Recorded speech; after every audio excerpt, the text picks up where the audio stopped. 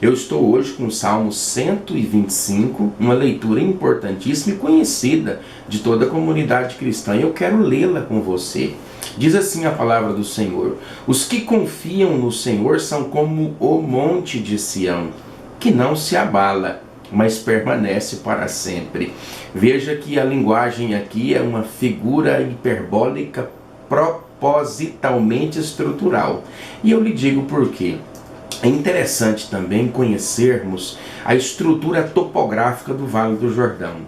Nós já sabemos que o Vale do Jordão tem o seu início nas montanhas de Golã, no território de Hermã, já para mais de 1000 metros de altura, e ele se desemboca por praticamente 300 quilômetros, atravessando a Jordânia, Cisjordânia e Israel, até o ponto mais baixo do planeta Terra, que é a própria região do Mar Morto. Então ele começa num ponto alto e se desenvolve até o ponto mais baixo. Ali nas proximidades, aonde fica o Monte da Tentação, que foi o monte em que Jesus Cristo foi tentado, e provavelmente da região possa ser o monte mais alto, uma vez que ele está apenas a 300 metros acima do nível do mar Mediterrâneo, mas ele tem mais de 1000 metros de altura, porque ele já está nas proximidades ali do Mar Morto, e que está a 400 metros abaixo do nível do mar Mediterrâneo. Outra compreensão topográfica que nós temos é saber que a região da Judéia, propriamente a região de Judá e parte da tribo de Benjamim, é uma região cercada de montanhas, e a própria proposta de Davi era exatamente conquistá-la para fazer dali, como fez até os dias de hoje, a cidade santa, a cidade fortificada, uma cidade que pudesse ser edificada no entorno de montes. Era uma prática natural daquela época. Lembra, por exemplo, do outeiro de Semeler, que foi comprado por Orim, pai de Acabe, para construir a capital do Reino do Norte, Samaria? Era práticas naturais dos edificadores, construtores e dos governos daquela época escolher uma área relativamente alta para poder edificar a sua estrutura governamental, a sua cidade em questão.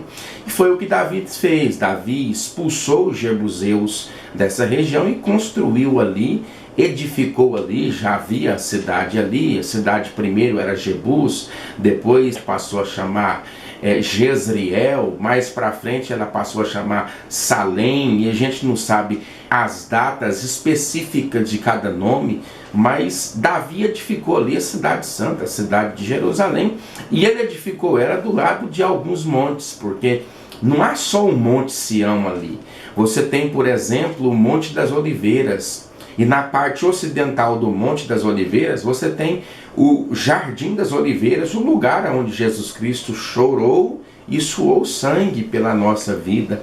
Você tem também o Monte de Moriá nas proximidades, que é o monte onde Abraão foi tentado a sacrificar o seu filho. Inclusive sobre Abraão tem um vídeo aí rolando, né? Abraão não é pai da fé, ele é pai dos que creem. Você pode estar assistindo depois o material completo no canal do YouTube. Uma outra curiosidade que tem é que você tem Moriá de um lado, o Cedron, que é um grande vale, e o Monte das Oliveiras do outro lado. Mas a Bíblia não está falando desses montes. A Bíblia está falando de um monte que tem 800 metros de altitude.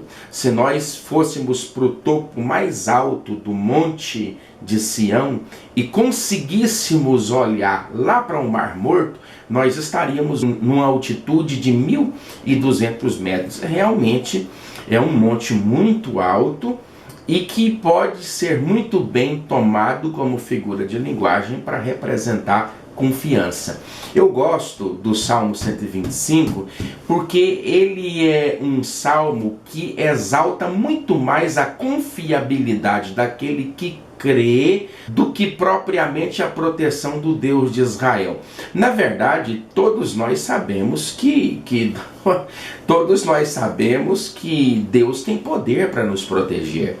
Lembra daquela ilustração de um ator, um equilibrista, que fez um equilíbrio entre dois prédios e a turma lá de baixo ovacionou aquela atitude, todo mundo aplaudiu dizendo que ele era um grande equilibrista. Ele pegou um carrinho de mão e passou em cima de novo do cabo de aço para lá e para cá e todo mundo foi ao delírio. Aí ele desceu com um carro de mão e disse assim para a multidão, que vocês sabem que eu passo com esse carro-mão de cá para lá e de lá para cá, eu já percebi, vocês têm me reconhecido como um grande equilibrista. Agora eu quero perguntar, quem de vocês tem coragem de subir no meu carrinho de mão para que eu passe com vocês de um lado para o outro? Aí todo mundo calou, porque na verdade o Salmo de 125 não é um salmo que está... Ele é um texto que exalta aquele que tem coragem de entrar no carro. E o relacionamento com Deus, ele funciona nessa mecânica, né?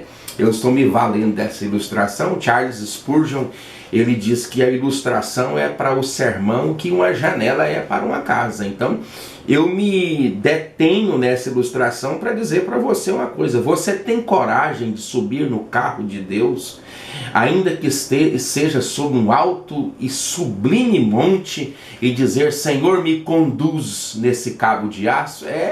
É o tipo de exaltação que esse salmo propõe. Ele não exalta o equilibrista, ele exalta o passageiro. Ele exalta quem está dentro do carro de Deus, dizendo, conduz-nos, Senhor. Olha aí, ó. Os é um grupo selecionado, não é todo mundo.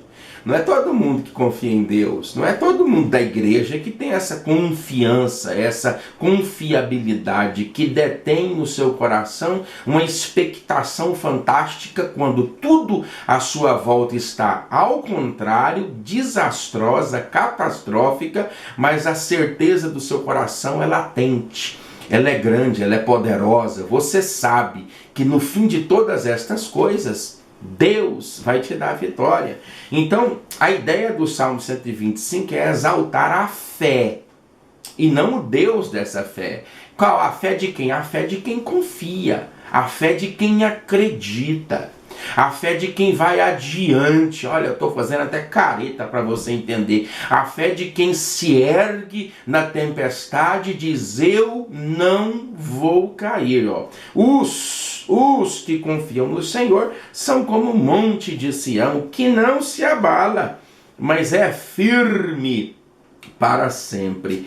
Aí, como em redor de Jerusalém, veja que aqui montes está no plural, né? Você tem o Monte de Moriá, você tem o Monte das Oliveiras, você tem o próprio Monte de Sião, e a cidade de Jerusalém, geograficamente muito bem posicionada, de forma estrutural e específica, para poder o quê? Provisionar sobre qualquer tipo de circunstância bélica ou adversa. É por isso que a posição de uma cidade edificada sobre um monte, ela é uma posição estratégica. Deixa eu dizer para você uma coisa, querido, Deus tem poder para te guardar e te proteger. Confia nele. Confia nele, porque ele está no controle da sua vida, da sua casa, dos teus filhos. Olha aqui, ó, o cetro dos ímpios não permanecerá sobre a sorte dos justos. Eu gosto dessa expressão sorte, viu? Eu gosto dela. Eu gosto porque a sorte dos justos, ela é exaltada, e o cetro da impiedade, ela é desmoronada nesse texto. O que o cetro indica? Cetro é um instrumento real. Cetro é como... Deixa eu te explicar o que é cetro, você vai entender. Lembra daqueles filmes de Hollywood que tem o juiz que bate aquele martelo de madeira? Ele está dizendo, está dado a sentença. O cetro é isso, meu querido. O cetro é isso. Estou dando glória aqui hoje. O cetro é exatamente isso. É a sentença que te deram. A sentença tipo assim, esse marido, essa esposa, esse filho, esse demônio, isso não funciona, isso não vai dar certo. Mas a Bíblia está dizendo que o cetro, que é a palavra definida do ímpio acerca da sua vida, ela vai cair e vai permanecer a sorte dos justos. Recebe aí. Essa dá até para dar um glória, é ou não é verdade? Faze o bem, Senhor, aos bons e aos retos de coração. Quanto aos que se desviam para sendas tortuosas, levá-los-á, Senhor, juntamente com os malfeitores. Paz sobre Israel. Eu quero te abençoar. Eu quero te abençoar nesta noite, diferente, com uma oração. Você ora comigo? Então fecha os teus olhos agora. Deus, em nome de Jesus, exalta a confiabilidade do teu servo e da tua serva. Exalta a confiança deles, delas.